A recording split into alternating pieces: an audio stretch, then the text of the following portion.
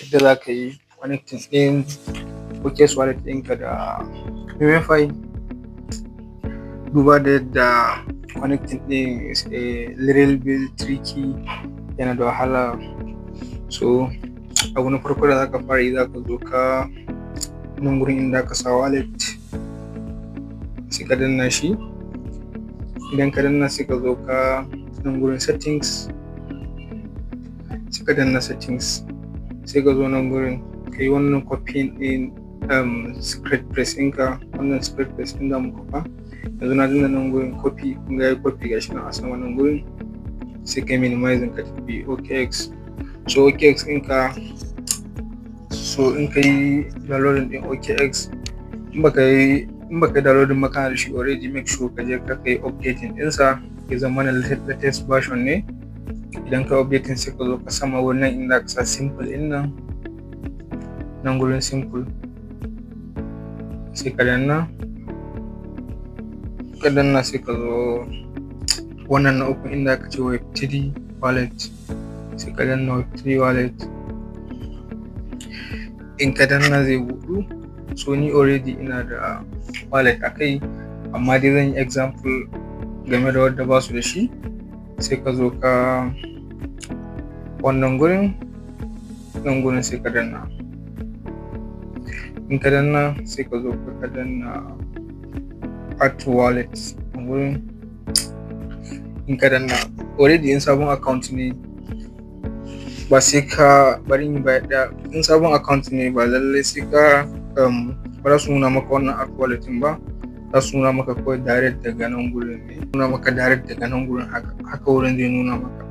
So abun da za ka yi in ka zo nan gurin, kar ka danna create wallet nan za ka danna import wallet wannan gurin, sai ka danna import wallet, sai ka zo nan gurin ka danna seed phrase ko private key, sai ka zo nan gurin ka danna OK. In ka danna OK gashi ya kawo mu nan gurin, sai ka yi pasting ɗin seed phrase da muka kwafo a MEMEFI ɗinmu. Na yi holding zan yi pasting. So ga seed phrase ɗinmu na yi pasting ɗinsa, sai ka zo ka nan gurin ka danna confirm. Sai na danna confirm, dan za su tambaye ka sa fingerprint ɗinka.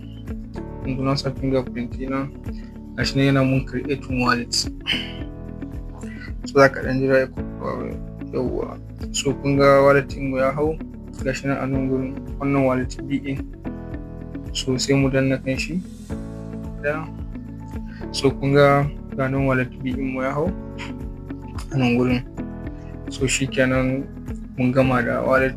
Sai ka zo ka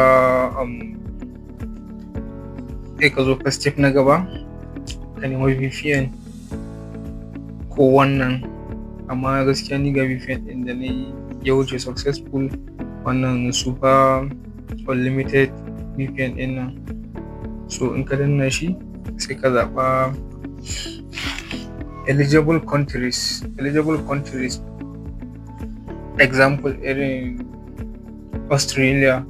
So sai ka zo sama nan ka danna, sai mu searching eligible countries irin yawa ganin Australia, sai ka danna Australia, sai ka danna gashi nan kun ga ya yi connecting ga ɗan makulli ya fito ta sama nan gurin. So sai mu yi minimizing, mu koma MEMEFI ɗinmu. Gashi nan wannan na OKX ɗin, wannan shi za mu yi connecting wallet. So idan ka zo nan gurin, mutane da yawa in suka danna nan gurin suna cewa baya dannuwa, sai dai tsaya kawai ya stock haka kawai kamar ya yi freezing. So abin da za ka yi, in ka zo nan gurin ka double click za ka yi. So yanzu za mu yi double click. Na yi double click, sai ka ɗan jira a seconds, kun ga ya wuce. So yana wucewa yanzu zai redirecting mu zuwa OKX mu. Sai ka zo ka danna connect, gashi na ƙasa nan gurin. Gashi nan mun danna connect.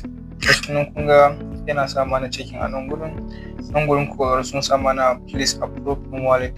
So za mu koma cikin OKX mu, sun tura mana confirmation, za mu je mu approve ɗinsa.